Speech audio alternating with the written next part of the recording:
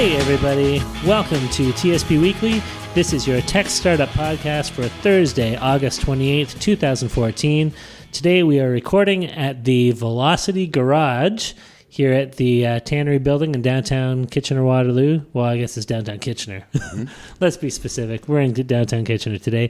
My name is Darren Conley. I'm a local tech entrepreneur here in Kitchener, Waterloo, and with me is my co-host, fellow tech entrepreneur, Stephen Campbell. How are you today, Stephen? I'm doing well, Darren. Thanks for asking. Do you have any idea what the most popular coding language is of 2014? Geez, man. I probably should. I would assume it's like C++ or Java or something. C++ is in third place. Java's in second place. Ruby? No. Ruby is in fourth place. It's I have no idea now. It's a type of snake. Python, really? Yes. Python, interesting. with 30.3%. This is according to a website called codeeval.com. So I'm not sure what they're looking at to determine this, but I thought it was interesting. It's a very nice graphic that they provide. It is a good question, because is it how many people are actively coding in it right now, or how many apps are being run right now that were built on that language, or what is the popularity level of these various languages? But okay, fair enough. So all they're telling me is it's the most popular coding language of 2014. So Python at 30%, Java at 22%, C++ at 13%, and Ruby at 10%. I'm learning some Ruby now, so my heart is in Ruby at the moment. I feel sad for you. Isn't that a Willie Nelson song? My heart is in Ruby. I needed something with an easy entry level, amount of. Yeah, what am I saying? An easy learning curve, I guess, and Ruby seemed to offer that. But anyway, let's introduce our guest. Joining us today is Mike Kirkup. He is the director of Velocity. Does that mean you're kind of the top of the whole totem pole for Velocity, pretty much? Yeah. Yes. Okay. All the good and the bad is my fault. Excellent. Wonderful. And I know we've mentioned Velocity several times in previous podcasts, but hopefully today you can tell us a little bit about what Velocity is, what they do, what they don't do, and how aspiring entrepreneurs might be able to connect with Velocity for what they could do. Yeah, I'd love to. Awesome. But before we get into all of that, let's take a look at a few pieces of tech news. The first thing we want to talk about today, came across this article. An app called Tastebuds recently acquired a music-based dating app called Moosify. I hope I'm pronouncing that right. It looks like Moosify, so let's say Moosify. Spoken like a true Canadian. I guess. I don't know where the moose fits in with the music-based dating app, but that's what they call it. Maybe it's Moosify. Ooh. I'm going to say moose. It looks like moose. I'm Canadian. We can say moose. This is actually the first I've heard about music-based dating apps when I was reading this article. I think it's a fascinating kind of way to approach the whole dating aspect, is finding other people who enjoy the same kind of music as you do. I don't know, Mike, have you ever used a music-based dating app? I most definitely have not. No. I got married long before they had dating apps. But the interesting part to me is that I read the article and it screams about the fact that the dating scene is so concentrated with so many different solutions that people are trying just about anything as a way to distinguish themselves. And whether there's any research or anything to back up that having the same music taste as your partner is a pro or a con, I don't even know if they care. It's a unique enough value proposition that they can get some media out of it and hopefully get some spin. And some differentiation. Yeah. Well, I think at the very least, you might just meet somebody who you can go to a concert with or sit and listen to some tunes with, right? Even if the relationship doesn't work out, at least you might have made a friend who shares some of your tastes.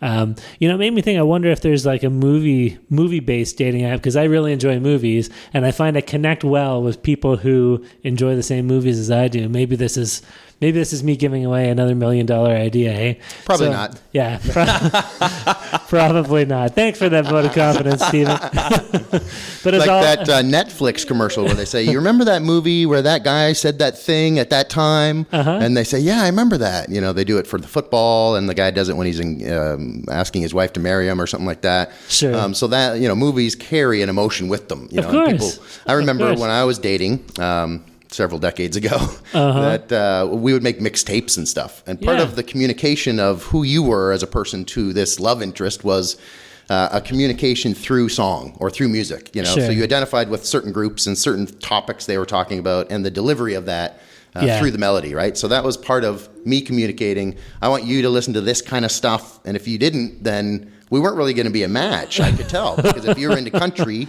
we weren't going to date, because I never wanted to listen to country. So it was sort of an exploratory and then an expression for me.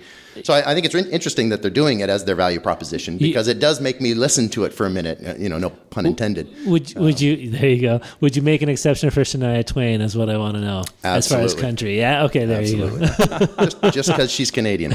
You know, I remember back in the day too, making like mixed CDs for. I think I was doing it instead of sending out like Christmas cards. I made a whole bunch of mixed CDs and just burned them and sent them out, because it was cheaper, and I enjoyed it more than having to write Christmas cards to people. Right. And thinking to myself, like, these people are going to be blown away by my music selection and these, you know, this jewel of a song that nobody's heard but me. And inevitably, you know, I rarely, if ever, got any comments back as far as I really liked that song or whatever. Most people are like, thanks, man. And I'm sure it became a coaster. Yeah, I haven't listened to it yet. Right? Yeah. I remember back in the day thinking, I can't put that song in front of that song. It has to be this song, then this song, then this song. So right. we were into it. You know, you have to take the listener on a journy. Right. Yeah. I know what you're saying. We might have got off on a bit of a tangent from the music-based dating, I think. but you know, I do like that idea of connecting over things that you kind of have in common. So if anybody does come up with the movies-based dating app or TV shows-based dating app, I want my 20% equity stake. That's all I ask for. That's our standard disclaimer. But I think that would be an interesting experiment to run, to kind of see how that would work. And I'm interested to see if these people ever care to share, what their metrics are on, relationships that have worked out with people who have met using their app, based on people or against people who have just kind of met and that's it. I don't know. Well, we run a program called The Residence, which I'll talk a little bit about later in the show. But one of the things is that a lot of students come together to try and come up with business ideas. And we commonly get this kind of the social angle on something, right? Right. I want to know what's going on campus, or I want to find people who want to play ping pong together, or whatever the case might be. And inevitably what happens in almost every single one of these that's ever been built is that they devolve. We use the word devolve into a dating site. Almost within weeks of, no matter what the grand intention was, almost always devolves into some variant of a dating site. So here's what I would ask you. Have you tracked like whether the people who have been coming up with these ideas are single or are, married, and whether that affects the devolution? We have not tracked relationship status as a metric for. I wonder if that sort of comes down to, right? They want to build this app, but they're single people, and they figure, hey, I can meet some hot, members of the whatever sex I'm interested in. So no, I can say almost definitively that they actually shut it down when it became a dating site. So that was never the intention. It was truly the intention of solving a problem that they thought that existed. You're saying the users end up making it into a dating the users thing. end up just essentially devolving the platform into, sure, I can use this to find people who play ping pong, but if you play ping pong, I might be interested in it too. And what kind of people are, and so it's just, it's very, very fascinating that at least at that, university level or college level, that people will come in and that kind of, I want to date, I want to meet new people. I just read an article about entrepreneurs, and it said that you should ask yourself 5 times, why do you want to do this startup? And that you have to change the question a little bit in your mind after you answer it each time. So if you say, why do I want to do this startup? Because I want to change the world. Well, why do I want to change the world? Because I want to, and you do that 5 times, and then you'll get to why you want to do the startup. So these guys, after 5 times, it's like, well, I want to have sex, I guess, is why. But this is, I but this want to is get what out of my he's dorm room to saying. go play ping pong. But at the basis of it, it's like I want to have a relationship with somebody when you're 20, right? But But it's the founders users don't. who are doing it. The users Yeah. are doing it. The founders don't. Oh, The founders legitimately want to make it To play easier ping to pong play with ping somebody. pong or whatever Yeah. the app that they were building was solving. But it's the users who end up corrupting it and such. Right. And so they shut it down, right? Right. You're not using the ping pong table the right way, folks. Exactly. Yeah. Yes. Or it's exactly. like, it's like as if Snapchat was invented to, I don't know, have an easy way to show classified government information to people without there being a record, and it devolved into, sexting or whatever, right? Is what ends up happening. So I guess the question that any startup now should be asking themselves is, how could the users possibly devolve this into a means to, date or use it for other nefarious... Protect yourself against I shouldn't say nefarious means, but you know what I'm saying. Well, Yeah. and that's in many cases. What we've seen is that like where the users want to take it is a good thing, right? Sure. You learn a lot. That's it, and then that may actually be the business, right? I mean, we hear so many conversations, right, about companies that started over here and went, oh wow, and then they ended up over here and it became a really successful company. Sure. What is the most striking about dating specifically is that there are moral implications associated with that type of business more than many others, Right. And there are a lot of people who might be building a tech startup to solve a different problem that if it ends up that's why we use the word devolving into that crosses a moral line for them and they shut it down. Well, yeah, and a lot of people, I think, myself included, I would not want to be involved in running a company that's a dating company is what it comes down to, right? Whether my technology is working well for that purpose or not, I'll sell it off. Maybe that's what ended up happening with these guys, right? They got acquired by somebody else. Tastebuds has acquired them now, and maybe they never wanted to be in the dating app thing in the first place, but now they can get out of it and let Tastebuds take over. Well, let's move on here, guys. Something else we wanted to talk about here. Once again, kind of a specific article that highlights a broader topic, which I just find fascinating. An app called Acorns, which is used for micro investment. Essentially what the app does is this. When you make a purchase, the app allows you to round that purchase up to the nearest, it looks like here, to the nearest dollar amount. So you buy something for $3.57, it'll round it up to $4, and then take that additional roundup and invest it into a portfolio that you set up through the app. So it's kind of a... penny stocks? Well, I don't know if it's necessarily penny stocks. It's taking pennies and using them to invest in stocks. But I guess it's a good way to get people involved in investment that might not otherwise take the time to, set up a specific account and do a wire transfer and so on and so forth. It's a way to kind of force people to save a little bit at a time and hopefully generate them some income if the investments do well, right? The company that makes the app, or I guess Acorn itself, takes a fee much the same way like a brokerage would take, a fee for each kind of transaction or a percentage of growth of the portfolio, $1 right? a month plus a percentage. Yeah, that's right. That is a relatively low right. expense ratio, right, in terms of what they're charging. Sure. But the two biggest things that jump out at me on this one is that first, this is the paradox of choice play, right? There are too many stocks, there are too many opportunities, there's too many mutual funds. I don't know where to put my money. So these guys make it brain dead easy, right? You want to be aggressive, moderate, like there's 3 or 4 different levels. And it's like, that's where I'm going to put my money. Right. And it's no big deal because it's just your change anyway. So it's not this big risk that you're thinking, oh, my thousands of dollars that I've scrimped and saved, I'm dumping into a mutual fund. Right. I'm not going to dollar cost average. That's what this is. You're dollar cost averaging in over a period of time, and you're just every time you buy a coffee or a donut or something, right? Yeah, and maybe it goes up to $10 or something before they dump it in, because I can't imagine that at 42 cents you're into much, right?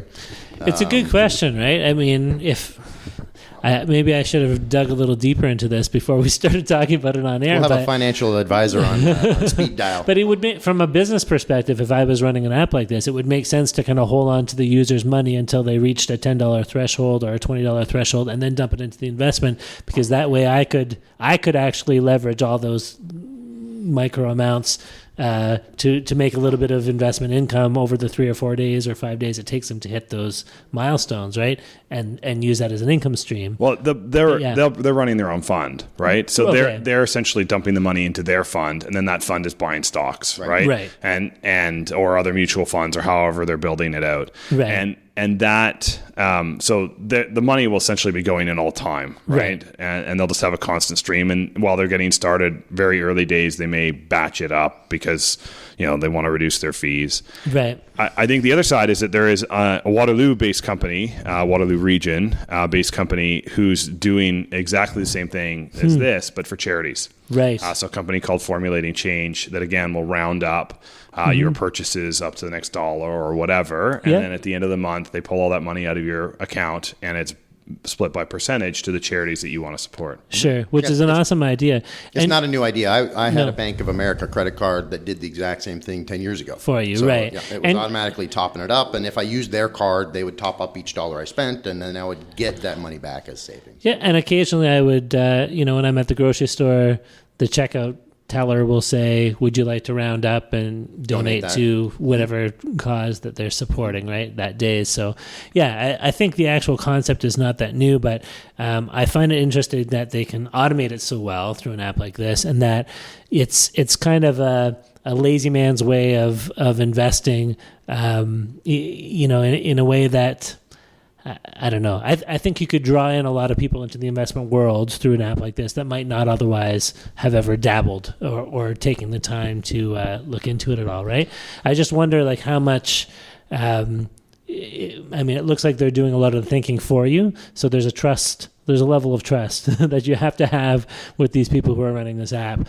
And I wonder who the target market is, because if you're an investor, you don't want to, if you've got a portfolio, you're not interested in this with the little change stuff. No. It's just one more thing to do. So is it the beginner investor that is it? I think it has to be. It's got to be millennials, right? I mean, if it isn't, they're missing their target market, because it should be millennials. It's money you don't think about. Easy to invest. Exactly. And it's phone centric, right? I mean, we're talking about the fact that they've got like an app. So, it's extremely simple, brain dead, right? They're trying to make it so easy to get over that initial hurdle. Right. And the amazing part, of course, is that it can become extremely sticky, right? Yes. Like once you start putting money, once you start seeing money in there, you're just less and less likely to move away from the service. Right. And so then does TD Waterhouse come and buy them at some point? Or Merrill Lynch come along and say, hey, not Moosify, Acorns. Moosify's the next clients. Absolutely. I think that any of those are extremely logical exit points, or even like the Warren Buffetts of the world, right? So, guys who have some extra capital and have some diligence in being able to invest it, then, this is a really easy way to get extra cents to continue to invest. Yeah. That's an interesting sentence. Warren Capital and some extra capital. I like that. Very nicely done. The other thing that I think of, if I was involved in running a company like this, is just dealing with the levels of regulation that are involved. Anytime you're taking somebody's money or connecting your app to a credit card and doing extra charges, to me it seems like a headache I would not want to dive into. And if we're talking about we're up here in Canada, I would assume that any arrangements I kind of make for this area or for Canadian banks are going to be completely moot when it comes to dealing with the U.S. or other countries. So you have that limitation in how far you can kind of branch out, so to speak. Yeah, absolutely. And they're going to be restricted by jurisdiction for a long time. And in many cases, a lot of these types of solutions, and of which there are several, this is the kind of the simplest I've seen. Yeah. That are just essentially just completely focused on the United States, because the amount of effort to go to that next market is massive. Right. For sure. We see it up here with Netflix and all kinds of products that are dragging behind the American market, because there's not a lot of incentive to go up here for a smaller market. Right? Absolutely. Yep. Awesome. Okay, well, let's move on to our last article that we're looking at here, guys.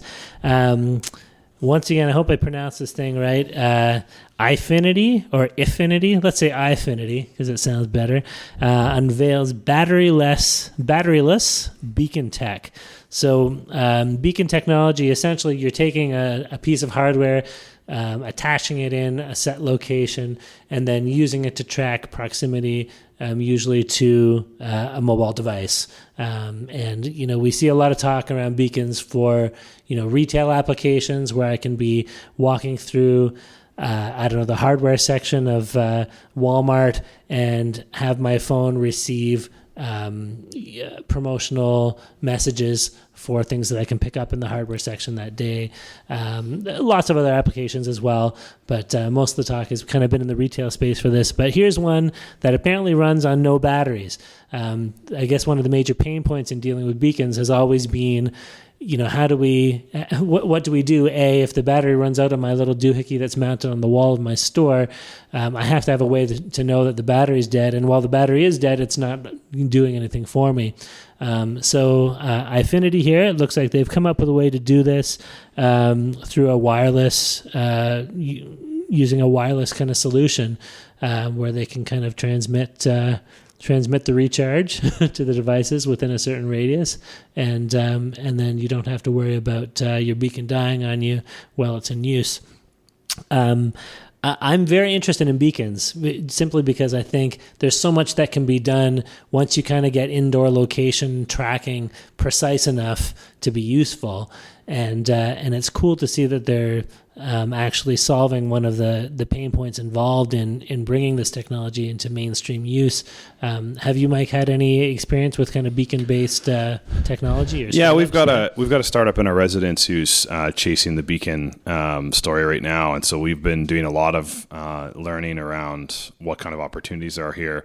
Yeah. What strikes me as fascinating is that I was at a set of conversations last week at the Grow conference in Whistler, and it was a lot about wearable computing and Internet of Things, and so beacons were a very common topic. And two really interesting lessons came out of those conversations. The first is that a lot of people believe that beacons are transition technology, that they're actually only going to be here for the next 2 years, right. And then there'll be something that will come that's much better that actually will replace it because of all of these types of hurdles, right? The fact that it's a big jump to go from I have to replace a battery to I don't need a battery anymore.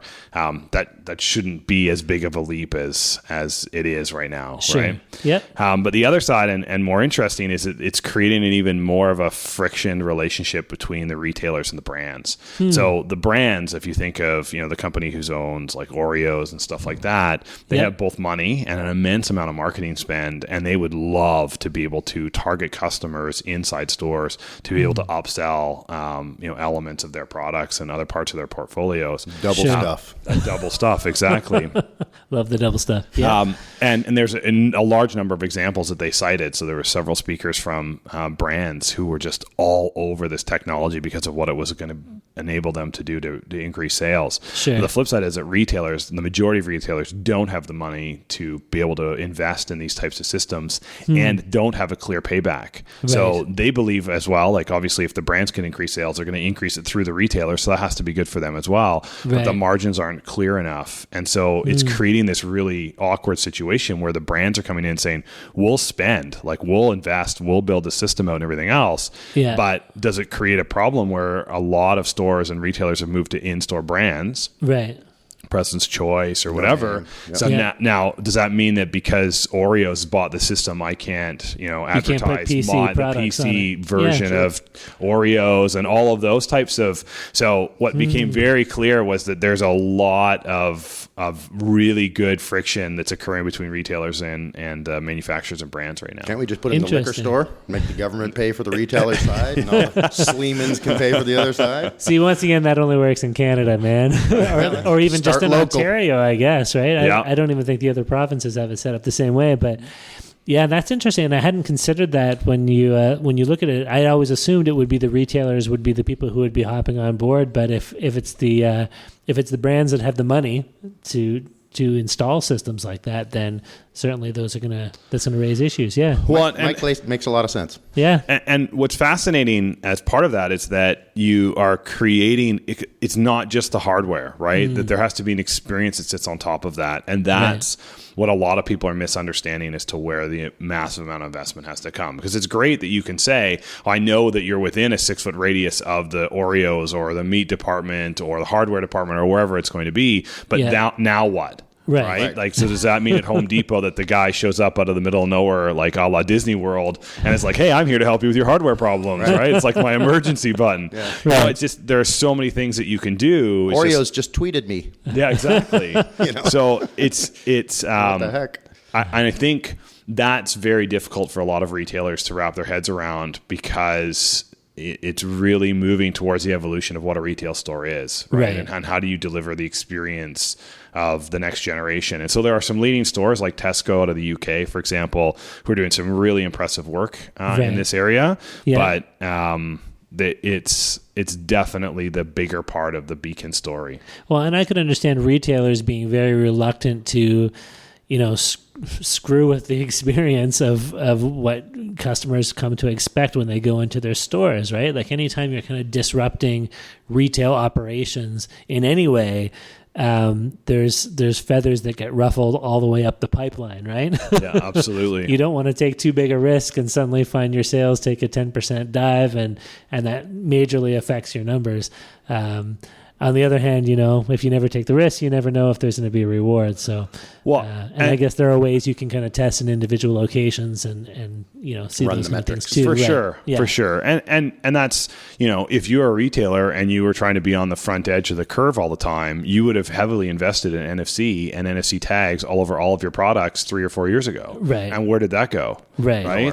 Nowhere. Right. Like, I mean, Apple products still don't have the ability to sense NFC. Right. I mean, so like, it's insane that, it's the dichotomy of where you invest and how far you invest. And again, a lot of retailers are really skeptical about iBeacons as well, in terms of, is this the long-term play? Like, are these going to be here for the long term that my investment makes sense? Sure. I think when it comes to the beacons, and I've heard a few presentations on them too. There's a meetup group in town here called the Internet of Things, and they had somebody present on beacon technology meetup I went to. I think that beacons have to kind of offer a value proposition to the average user. They haven't really sold themselves. I guess that's the way I'm trying to say it, right? There's no really killer application that anybody can see and say, all right, now I need to do this with my phone, or I want to have this experience, or whatever it is. And I think until we find that, it is going to have the potential to go the way of the NFC tag, and that it's a neat kind of gadget for us to play with, and there's some gimmicky things we can try, but it has to demonstrate its usefulness to, like, my mom when she goes out to do her grocery shopping, or when she goes, walks through the department store, before we're going to see a real jump in acceptance, I think, right? So, well, and I think the best way to look at it is from a perspective of what happened with location. So if you take GPS location coming into all of your phones and how that happened, the driving impetus behind that was turn-by-turn navigation. It was hands down the number one application that was going to use that. The unfortunate part is that there was never a number two. Right. Like the number two might have been like Foursquare, or, that kind of check-in type system. Yeah. But everything else, the location became a feature that enabled, like kind of a foundational platform that enabled new things, but that made some other experience better, right? So like, it makes hailing a taxi or a car with Uber or Lyft better, right? But that, it's still possible to do those things without location. So the same is probably true with beacons, right? It's because if you look at them as fine-grained location, right, down to a much lower level, and potentially where GPS doesn't play, now what, right? And so I think, unless you say, okay, well, the cutting edge thing is going to be turn-by-turn navigation inside your retail store, maybe that's one of the options, and but it seems unlikely. No, I mean, it's a lot easier to find your way through a retail store than it is through a part of the city you've never been to, I think, right? Absolutely. They tend to set up stores to be familiar to people, even if you're in a mall that you never visited, most of the time you can find the food court and make your way through to the washrooms or whatever, right?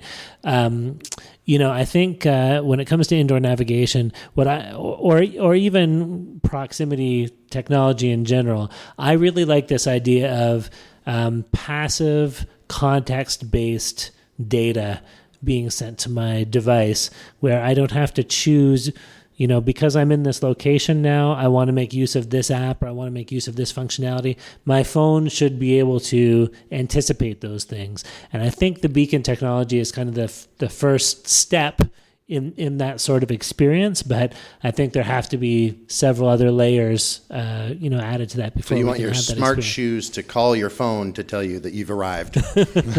No. What I'm looking for is something like I want to walk into the airport and have a map of the airport on my phone without my having to go and search for it online somewhere. Right. I want to have the gate that I'm supposed to go through after I've checked in delivered to my handset without like Google suggestions. You type in how much, and it says to buy a car, to buy a sofa. But simply by virtue of me being in that time and place and there to accomplish a task, having that data delivered to me. But anyway, that's something I'm sure we will see down the road, but we're taking the baby steps to get there now, I think. Listen, let's talk a bit more with our guests here. I think we've covered our articles fairly well, and I know that Mike has had a wide range of experience in the tech industry. I did a little bit of cyber stalking before we brought him on for the podcast today and looked at his LinkedIn profile. And I knew he was the director of Velocity before we decided to have him, but I didn't know that he was kind of getting his own hands dirty in the startup world as well. So I know we asked you to tell us a bit about how Velocity works and stuff, but we want to hear a bit more about your own personal experiences as well. So maybe you can kind of start there and how you got involved in technology and startups and what brought you to the place you're at now. Yeah. So back in high school, I thoroughly enjoyed computers and programming. I got kind of sucked in there. And so then that was like, well, where are you going to go if you're going to study that? Well, University of Waterloo seemed like a logical place to do it. Sure. Not just because McLean said it was a great idea. Sure. And so came down here and took computer science. And as part of that, really got integrated into some of the security work and cryptography that was happening at the university. I found that fascinating. And so I ended up at Blackberry as a co-op for about a year and a half, some successive terms, essentially part of their wireless security division. I was about to say that's a long co-op. If it was a year and a half long. So, actually, I worked, what we would, certainly at Blackberry, we would have called part-time, but it was about 30 or 35 hours a week while I was in school. Wow. So it ended up being kind of like 3 terms in a row. Just one of them wasn't really officially co-op, but and so we were doing wireless security, and it was fascinating because the wireless networks were not made for security at all, right? The latency for any of the existing protocols was extremely painful because almost all security protocols require this like back and forth. And so there is a really small group of people, and between probably the 6 or 7 of us, I would say that there's somewhere between 150 and 200 patents. Wow. I've got over 100 with my name on them. And so we were inventing some really cool solutions to get around a lot of these problems. Sure. And so it was a ton of fun. So I did that for 3 years and then moved over into what would ultimately become developer relations at Blackberry. Okay. And grew that. That was a challenging position. Yeah, it was. But it was an amazing learning experience. And so I grew that team from about 2 people all the way up to a little over 40 by the time I left in a 7-year time period. And we had people in 9 different countries, 6 different languages. Like it was crazy. That's awesome. And you were the head of that team? Yeah, I was responsible for the whole globe, so to speak, for developer relations. So, did you get to do a lot of traveling? Yes, get to was probably not the word. Did you have to do a lot of traveling? Oh, good. The plane's half full. Yeah. So in 2010, which was my last full year at Blackberry, because I left in 2011 in end of August. Right. I actually had status on both, like top tier status on both competing airline programs in the world, because there's 2, right? And everybody's like, wow, that's amazing. Like you can get on a plane and they're going to treat you like gold no matter who you're flying with. And I'm like, this is an extremely sad statement about my life right now. So there are really 2 ways to look at every scenario. They still send you Christmas cards every year. Yeah. Well, it's funny. For those who don't do a lot of traveling, it seems so exotic, right? I lived in the Middle East for 5 years, and we were traveling every summer. We were flying from Qatar back to Canada, which is a 16-hour flight. And I can tell you that the the status of taking transatlantic flights faded very quickly. Yes. When you're on your third or fourth one of those flights and all you're thinking is, I just want to get to where I'm going and have a good night's sleep. I don't care about how fancy the movies are or whatever. Or you're not looking out the window to see the ocean anymore. No, you don't even care about the window seat. You want to be by the aisle so you can get access to the bathroom. But anyway, yes. Yeah, and I had little kids, and so I called what I did surgical travel. I was there a minute before I needed to be there, and I was gone a minute after I needed to be there. And so you didn't get to do any of the sightseeing or have fun. So I remember this one trip I went to Brazil, and we're driving by stuff, and there's that was what counted as sightseeing. We were just on our way between from one office building to another office building. It's oh, you should see that and that. And it's man, I would so love to just stop, but wow. I saw the sign for the place in Brazil. Yeah, it was the actual sign.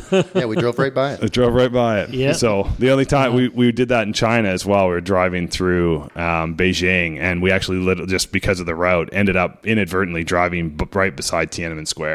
Wow. And I was okay, dude, stop. Yeah. I feel I feel compelled that I have to stand here, right? Sure. But so I did a lot of travel, but it was awesome because we had the opportunity to grow an amazing team, but we also got to meet so many amazing developers and help them with their businesses and participate in the sea change of that revolution around mobile apps and being able to build really strong businesses there. Sure. So just to kind of get it in perspective, you started Blackberry in when? Early 2000s? So I started in 2000. Yeah. So if you include co-ops, I started in the fall of 99. And so... And you stayed until 2011? I stayed until 2011. So that's a long stint. Wow. Yeah. When I saw Blackberry, I really grew up with Blackberry, right? When I started in fall 99, there was less than 500 people that worked at the company. Right. And so, to participate in that kind of a growth curve and see it from the very beginning was amazing. And I never had really kind of planned. I'm not a big company kind of guy. And so I never really planned at being at a big company. I wouldn't have joined Blackberry when they were 12,000 people or whatever, right? Yeah. But because I'd been there for so long and from the beginning, you still knew all of the right people. So you felt like you could make things happen faster because you could call people and just kind of cut through the layers. So, but it was fun. We had amazing people to work with and a lot of fun. And then, so I left actually in September to go start my own thing. Okay. So I wanted to start my own company, which with a buddy of mine, Alex McCallum, we called it Next Up Labs. And we had this, what we thought was this brilliant idea that we were going to start essentially an investment fund investing in people's ideas. So we felt that there were a lot of domain experts that existed in the world and that they had problems that only they knew about because they were domain experts, or they didn't have the technical and business expertise to build a business around it. Okay. We were right about them having ideas. We were wrong on our ability to build out a fund for a lot of really good reasons to do that and to invest both our time and our money to make that happen. So when you say build a fund, you are collecting investors as well as collecting ideas. So we were starting with we started with our own money. That seemed like the smarter thing to do before we ran off but we talked to quite a few investors to say, this is what we're doing. Are we on the right path? What do you think? And so on. And they all seem, what you learn later, they all seemed really interested. But you have to show them success before they want to put the money in, right? Yeah. And the problem is that the ideas were all over the map, right? I remember one day I met with 3 completely different ideas in a single day that you were just one was a solution for autistic children, another was a solution on how concrete companies buy and sell concrete, and then another was a solution on managing finances for divorced families. And you're just so that's not scope creep, that's complete different pools, right? That's oceans apart from each other. Exactly. And the issue, the main issue that we ultimately encountered is because we weren't domain experts, we had no way to say whether this was a good idea or not. Right. And so you're spending a huge amount of time trying to ultimately become a mini domain expert in a very short period of time to then be able to say, yes, we should invest our time and money in this. Right. And so ultimately decided that was the wrong path, and then switched into focusing and supporting companies who were struggling to be able to come in and help there. That also didn't work, but more for the reasons of humankind than anything else. That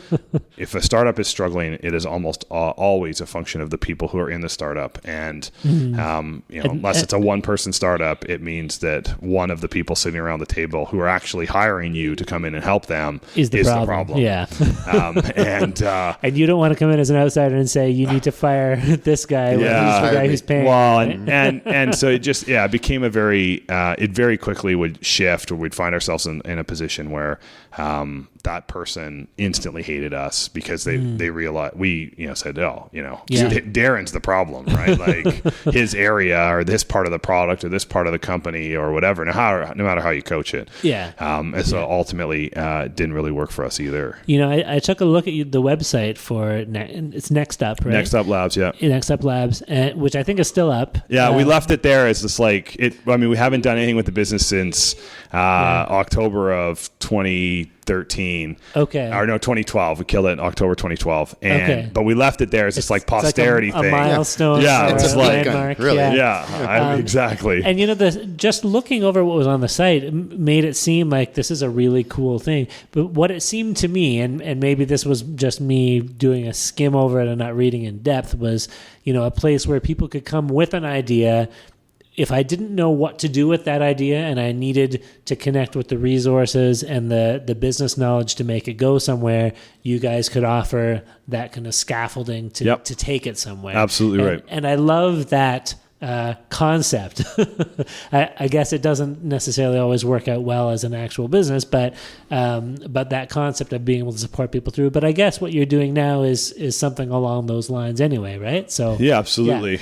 Yeah. Not to jump ahead on the story. No. Yeah. Well, and so we were running that for about 3 months, and then I ended up having a conversation with Sean Van Koenet, who ran the Student Success Office at the University of Waterloo, which is where Velocity fell under. Right. And he was like, well, our director just left. We need someone to keep the lights on. Do you want to come in part-time and kind of help out? Sure. And part-time at the university is 20-25 hours a week. And I was like, it's a lot better than part-time at Blackberry. Part-time. Yeah, this is like real part-time. Yeah. So I worked what the university considered full-time, which was Blackberry part-time, right, which is like 35-hour a week. Sure. And essentially gave a commitment that I would hang out for a year and help them kind of find another director and kind of keep the lights on and everything else. Sure. And just ended up in the role, absolutely loving it. And so then after that first year, then kind of committed to come in full time and continue to build out the program. So I've been here 2.5 years now, but still doing stuff on the side. Yeah. So I've got a startup with a buddy of mine that we're kind of trying to build out on the side, and I think it's. Are you allowed to tell us anything about what you're making? Yeah, sure. Yeah. Well, so I did another one in between called Book a Meeting, which all the postmortem stuff is on my blog for those that want to read all the lessons we learned there. We'll put up a link to your blog when we post the podcast. Yeah. But so the one that we're working on now, it's a company called Score More, and it's essentially Moneyball for recreational baseball players. So if you think about how you play rec baseball today, everybody likes to win, but we're all Canadian. Even in the United States, they're what I would call Canadian. They're really nice, right? So if your buddy who used to be great at baseball kind of sucks now, you don't have these like really awkward conversations about, I'm sorry, like you shouldn't be on the team anymore, or you should be batting last, right? Because you'll have the least damage when you bat last. So you have an app to show your friend how much they suck at baseball? Essentially, yeah. So part of the challenge that we have with solutions that do statistics for baseball is that they're really complex, right? They're capturing every single element of the game. And for recreational baseball players, that's not the problem that they need to solve, right? Sure. They're not going to have a dedicated scorekeeper who's going to sit in the stands and track every pitch and every ball and all this kind of stuff. Right. So we went out and talked to a lot of coaches and players and determined, I think we can make something really, really simple that anybody can track with. Yeah. Track the offensive statistics really easily, and then generate a lineup that would allow them to very easily understand what the optimized order of the people are, so that they can then point and say, listen, the app says you should be last. I don't know why. Maybe you need to hit more. I'm not sure what the problem is, but you now bat 9th or 11th or whatever the number is. Okay. And so that's what we're building. And, we've had just really, really amazing feedback from the customers. And that was what we did before we even wrote a line of code. And so now we're off building like crazy so we can have it, fully ready to go for the start of the next season. So it's like the Acorn micromanagement app, but for baseball management. Yeah, absolutely. Is baseball a passion of yours, or what? No, led to the it's a huge passion of my co-founder. So, I see. So he works at Commutech actually as one of their EIRs. His name's Brian Zubert. Okay. And he and I worked together at Blackberry. So I hired him into the developer relations team. And EIR, we should specify, as entrepreneur in residence, I believe. Yeah. Yes, okay. thank you. Yeah. And so he and I worked together for a long time, 5+ years together at Blackberry. And so then when he left Blackberry recently, we said, hey, we should do something together. And he's like, well, I've been thinking about this idea. And I was like, and I gave him a whole bunch of feedback just from, just seeing enough startups. He's like, you should do this with me. And I was like, yeah, maybe I will. Yeah. So it's been interesting. I've also learned a lot more about the game of baseball. Like I played when I was a little kid, but it hasn't really been a big passion of mine. And that's actually helped us because I question a lot of the things. Like, there's just, when you have domain knowledge, this is just how things are done. And I'm like, well, so it's a good pairing. I think if you had two people who are extremely passionate about baseball, that might work as a disadvantage. Sure. Yeah, you have to be able to distance yourself and still look at it from the customer's perspective and not from the owner's perspective. Exactly, right? Because you don't want to know your own metrics if you think you're being successful. You want the customer to tell you, yes, this works. Exactly. So if you can blind yourself to all the intricacies of it, and I've always thought that about video game development because I love video games, and I've always thought if I get into it, I'm not going to like them as much. Yeah. So I've always thought, no, I don't want to. I want to enjoy them and play them. That's right. See the wrinkles underneath. And when you talked about your experience of baseball, it reminds me of my experience of any kind of major sport, which is, for the most part, me sitting with my dad while he's watching it on TV and trying to come up with every question I can ask about like the outlying rules. Like, what happens if somebody hits the ball, it bounces off a player's head, and then goes foul? Does that count as a foul ball when it would have been a home run otherwise? Like all of my conversations revolve around when involving sports revolve around these sorts of things. So anyway, it's nice to have that other perspective. I guess, and the edge cases are always fascinating, right? That's some of the stuff that we're dealing with, and we just finally just said enough. Like they're so unnecessary. It's just like, we're just going to ignore them. We just created another button and said we're just going to ignore the other category because, times that you hit or go out or whatever is 98% of the time, and that's all that matters anyway. Sure, for sure. Okay, so now you find yourself in the director's seat for Velocity. Maybe you can just give us like the 30-second summary of what Velocity is and what they're trying to do. Sure. Yeah.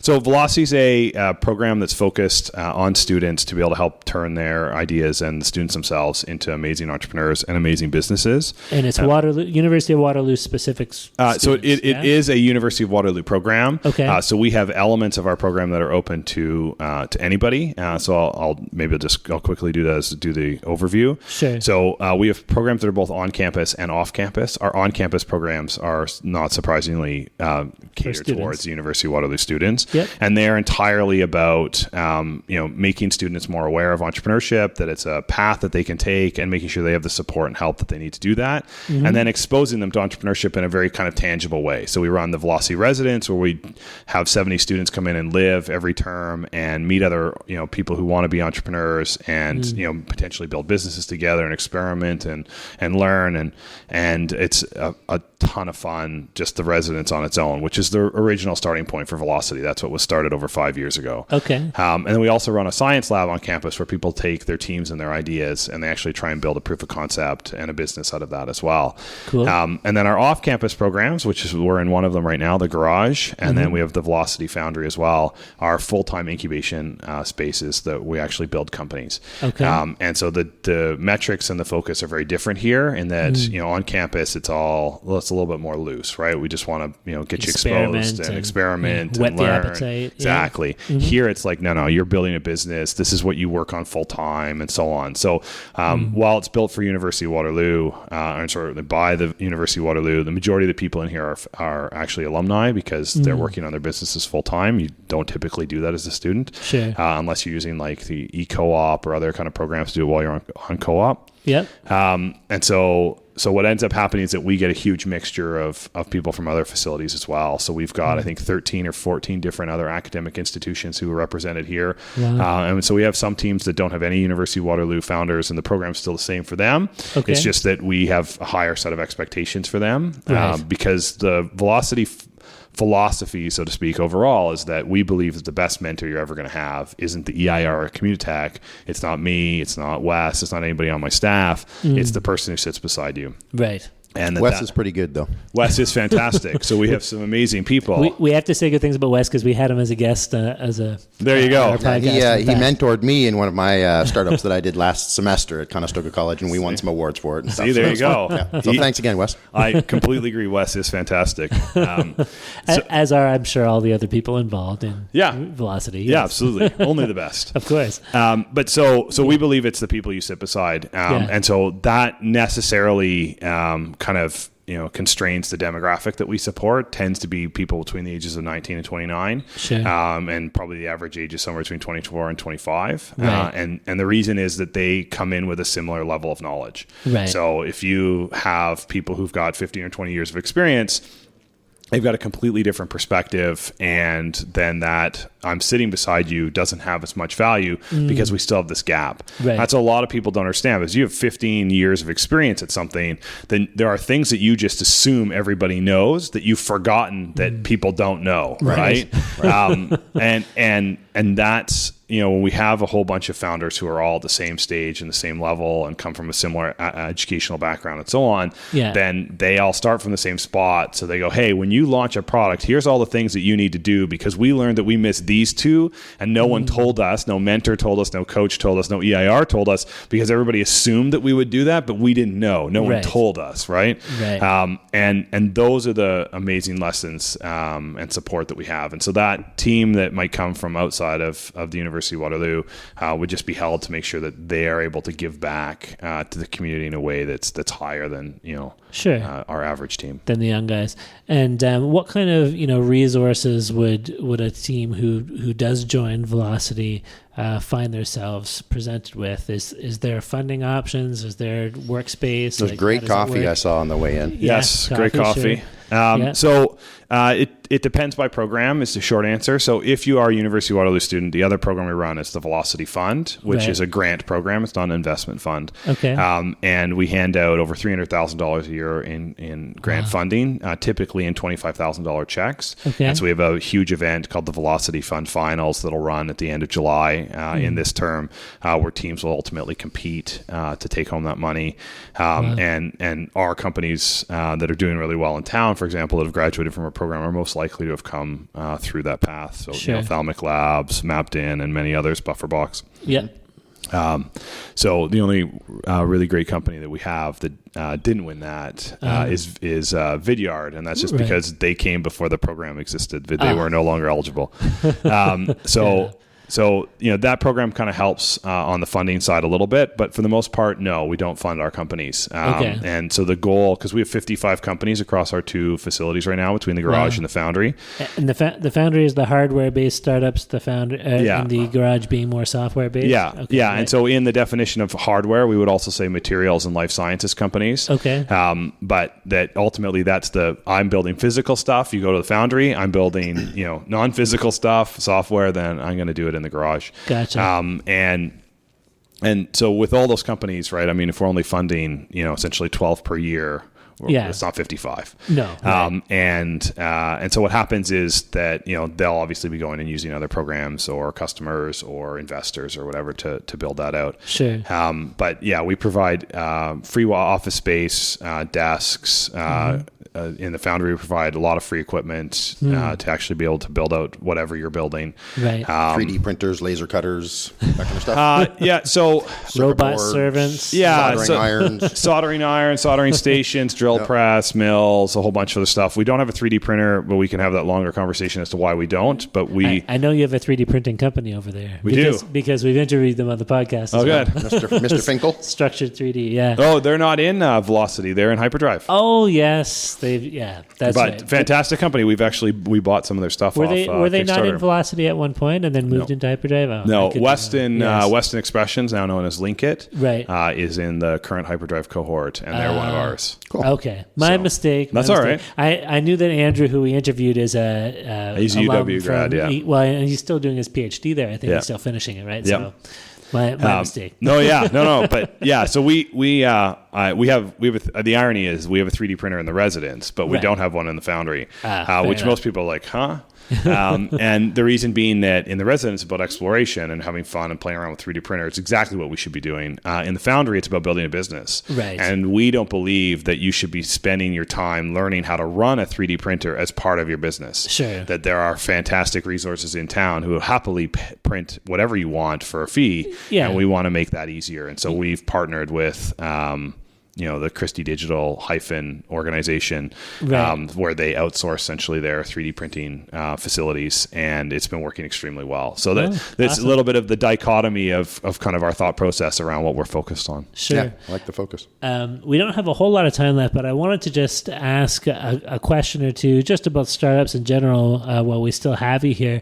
Maybe you can tell us, what are like 2 or 3 of the kind of major pitfalls or I don't know, things gotchas that a new startup or a new entrepreneur isn't really aware of when they're coming into a program like this. I mean, you have 55 people in the program. I'm sure you've seen a lot of people go through and some successes and failures. So maybe just to give a few pointers out to early entrepreneurs who might be listening who need to know what to watch out for.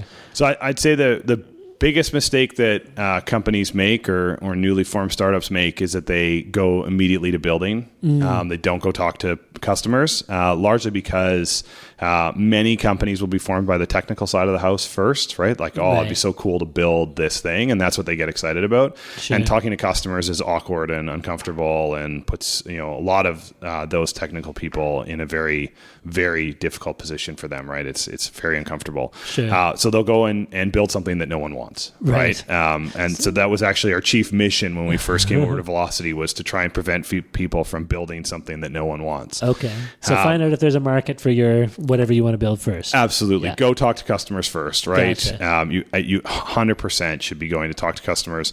And I mean, there's tons of tips about how to do that, but we don't have to get into too much detail, but you need to go talk to your customers. Yeah. The second part is that picking your co-founders is extremely important, right? Most people underestimate the importance of that co-founder relationship. Right. It really, truly, if we're going to draw a parallel, is like getting married. Right. And so you need to have an extremely strong relationship. And a lot of people don't put the time and the effort into both managing it in the same way that lots of people don't put the time and effort in managing their marriages. Right.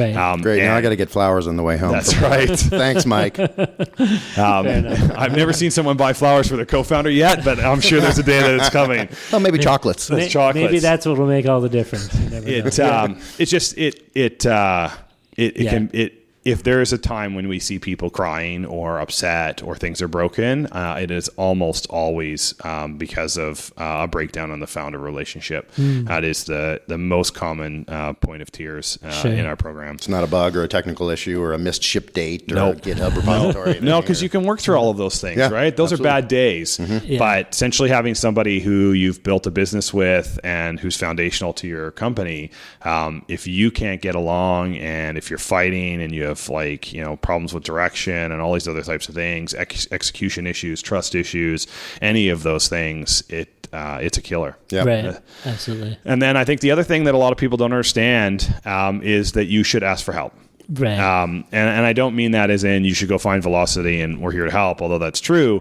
It's that especially in the Waterloo region, people desperately want to help startups or help people in general. There are a number of great organizations in town that are happy to help, right? And for many entrepreneurs, the really good ones, they just do this inherently. They don't know that if you should do it, they just that's who they are. Yeah. But a lot of people don't ask for help, right? Sure. And so they don't get advice, they don't get assistance, they don't ultimately be able to turn it into a successful company because they weren't willing to put themselves out there a little bit more and ask for help. Well, and if I can just address that, like I think a lot of times people, they know that there are resources out there, but they might not know how to approach them, or they might feel kind of self-conscious about, I'm just one out of 500 different startups that's walking into this place and saying I need help.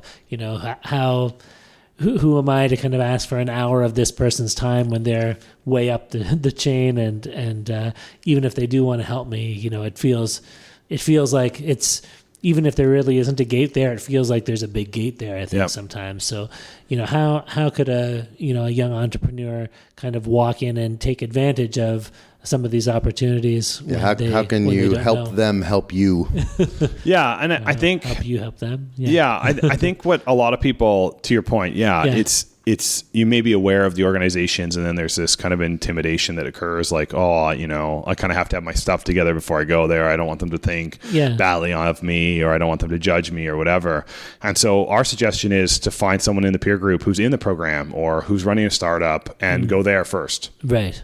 Because if nothing else, they'll understand your world better than anybody else, right? So they'll know what you're going through. They've just been there. They're more likely to help, all of those things. They'll say, hey, yeah, you should go talk to this guy. He'll go talk to Wes. He's really helpful. And he'd be happy to spend some time with you. Like, yeah, he's a great guy. Like they remove a lot of that kind of barrier. And then the next question they usually ask is, well, how do I do that? There are a million places to meet, right? So if you go to the Internet of Things meetup, I can guarantee there's going to be startups there. All you have to do is talk to one of them, right? It is about as easy as it can get. Well, and I know Communitech and some of the other organizations in town often host just come out and have a beer and mingle kind of events, right?